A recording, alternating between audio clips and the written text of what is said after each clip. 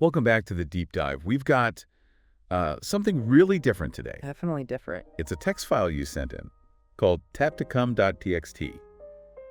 And inside, just that phrase, repeated a lot. Yeah, just over and over. So the question is, what can we possibly get from this? But our mission, as always, is to see if we can analyze even this, well, minimalist text through a literary lens. Right. And it might seem strange, but sometimes the simplest things offer surprising depth when you start to unpack them. It's fertile ground, potentially. Okay, so let's dive in. First impressions.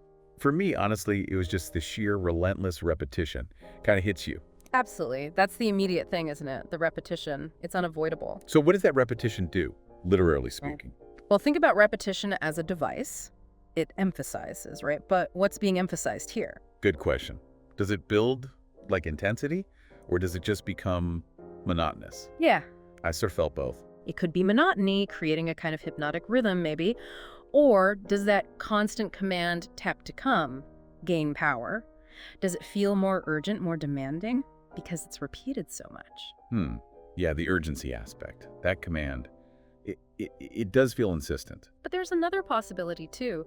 Think about what happens when you say a word again and again. It starts to sound weird, lose its meaning. Exactly. It's called semantic satiation, or you could see it as a kind of linguistic deconstruction. Does the phrase get stripped bare through overuse, almost like internet slang repeated until it's just noise?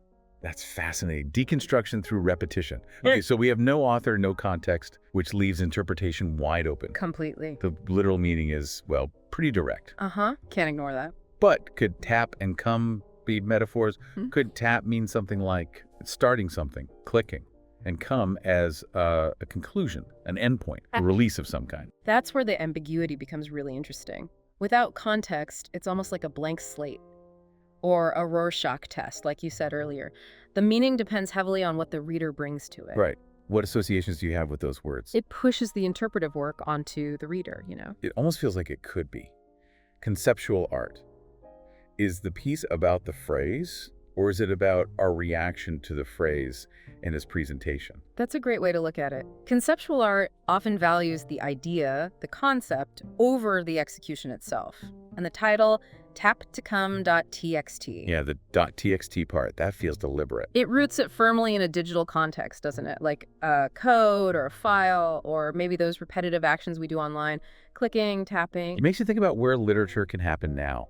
Does it have to be a book? Exactly. What are the boundaries? And then there's everything that's missing. No plot, no characters, no setting, none of the usual stuff. And that absence, that lack is significant too. It's another literary choice, conscious or not. By stripping away all the familiar elements, it forces you to confront just the raw phrase and its repetition. There's nothing else to hold on to. What's left when you remove all that structure? Just the words. Yeah. And the pattern. Okay, so recapping our deep dive into tap2cum.txt, we looked at repetition, how it can emphasize, create monotony or urgency, maybe even deconstruct the language itself. Right.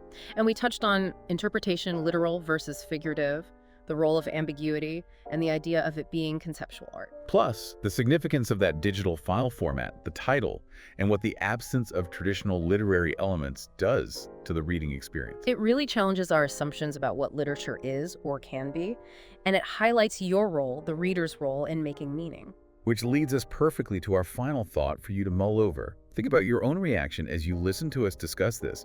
Were you bored, curious, uncomfortable, amused? How does that personal response actually contribute to the meaning of this very unconventional text? What does it reveal about the relationship between any text, no matter how simple or strange, and the person engaging with it? Something to think about. Until next time. Thanks for diving deep with us.